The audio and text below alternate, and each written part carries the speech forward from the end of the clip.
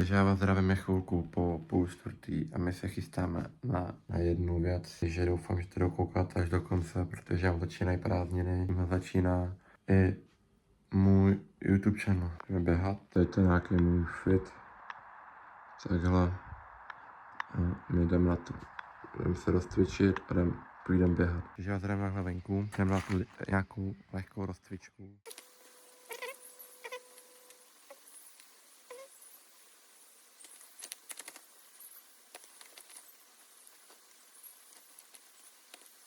Mě už to začíná. Chci doběhnout na nějaký místo. Mě teď moc nevidíte, ale to nevadí. Dojdu se na nějaký místo, tady to začnu. Tak ještě jakoby, že to projdu.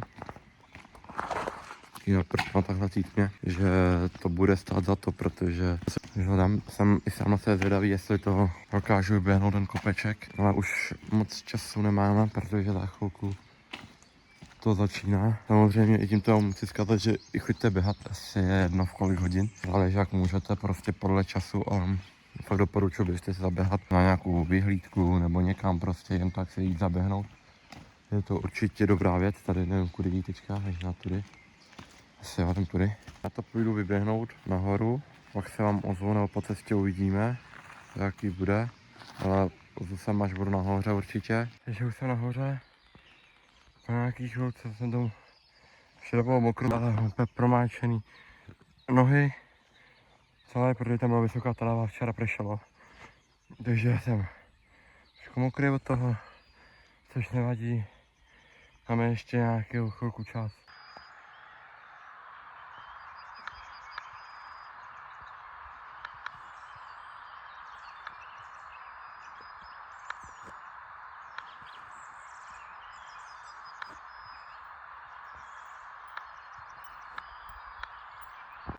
Tak tady asi východ slunce nebude.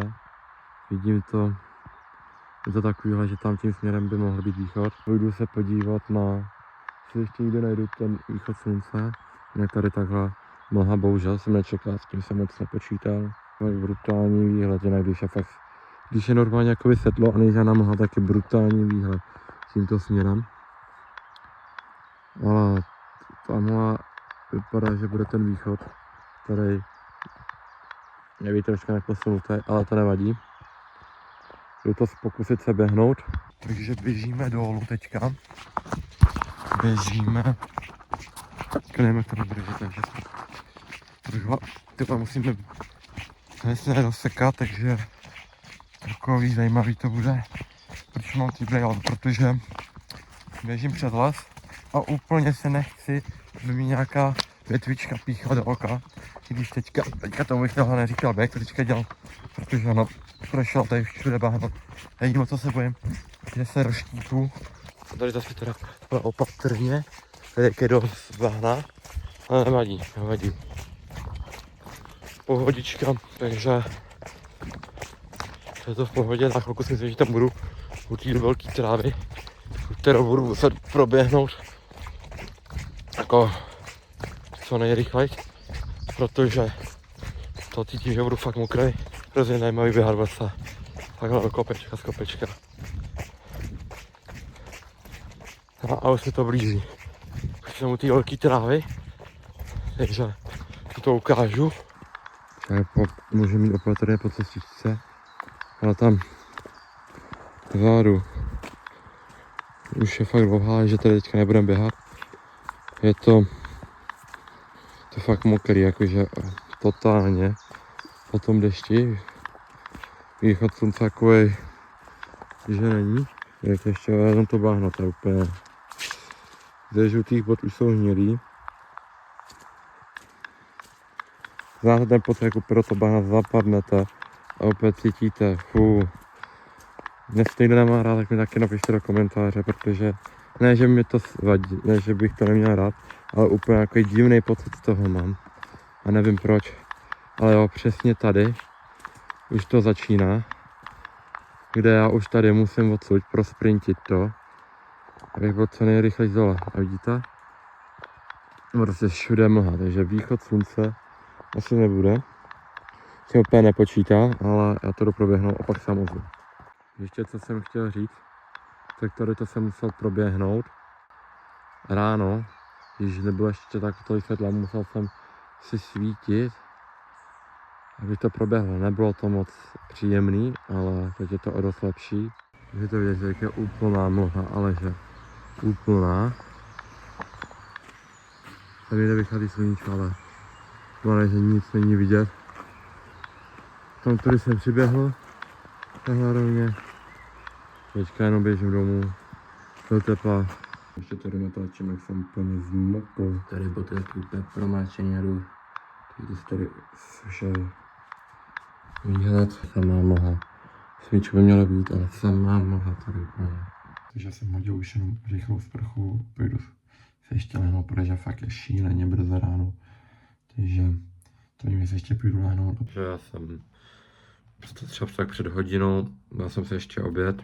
A proč jsem vlastně běžel k tomu kameni a stával tak brzo, tak můj úmysl byl vyběhnout na kopec a natočit východ slunce.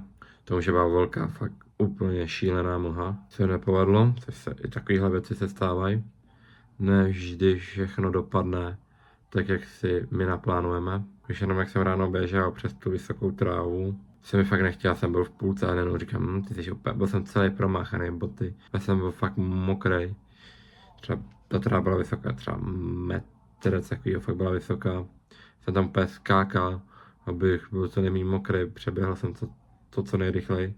Mezitím se mi nějakým způsobem rozvázala tkaníčka. A úplně za tu cestu nahoru třeba 3krát. Mě trošku mrzelo, protože jsem se to fakt chtěl vyběhnout. A mít jako dobrý čas, takhle jsem moc dobrý čas neměl. Čas můžete vidět tady.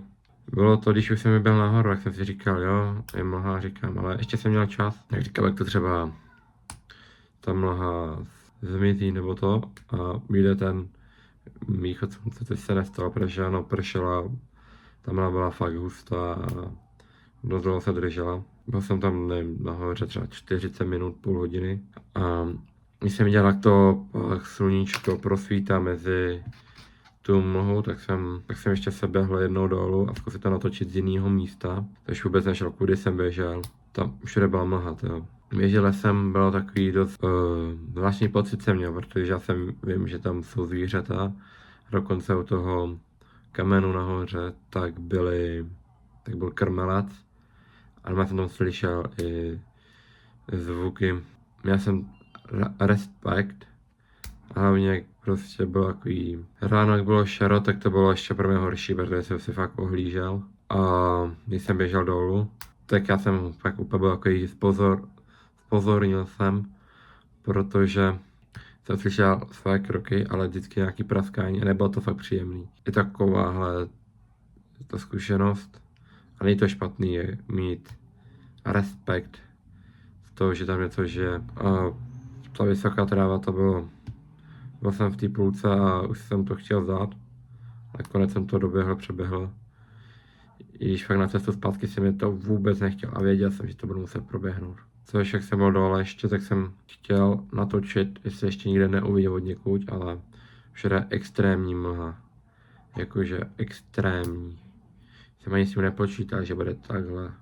A tímto je tohle video u konce. Já vám chci popřát příjemné prázdniny pro ty, co je mají. Dělejte přes ty prázdniny, co vás baví. Užívejte si to, teď máte volno a užijte si léto.